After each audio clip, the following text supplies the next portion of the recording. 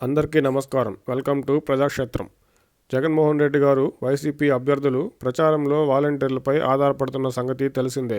Election commission ఆదేశాలను లెక్క చేయకుండా వైసీపీ అభ్యర్థుల ఎన్నికల ప్రచారంలో పాల్గొంటున్న వాలంటీర్లు కొన్ని చోట్ల సస్పెన్షన్కు గురయ్యారు.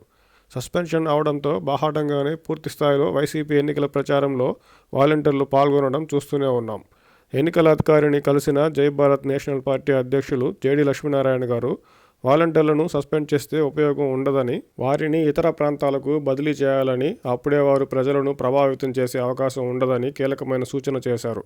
వైసీపీ ఎన్నికల ప్రచారంలో పాల్గొనడానికి ఇప్పటికే కొన్ని చోట్ల మూకుమ్మడి రాజీనామాలతో సిద్ధమైన వాలంటీర్లు వెనక్కి తగ్గేలా లేరు. జేడీ లక్ష్మీనారాయణ గారి సూచన మేరకు ఎలక్షన్ కమిషన్ వాలంటీర్లను బదిలీ చేసే అవకాశాన్ని పరిశీలించి బదిలీకి పచ్చజెండా ఊపితే వైసీపీకి ఉన్న బలంలో సగం బలం తగ్గినట్టే అవుతుంది. అయితే ఎలక్షన్ కమిషన్ వాలంటీర్లను బదిలీ చేయాలని నిర్ణయించిన వాలంటీర్లు రాజీనామా అస్త్రంతో స్థానికంగానే ఉండి వైసీపీకి ప్రచారం చేసే అవకాశాలే ఎక్కువగా ఉంటాయి.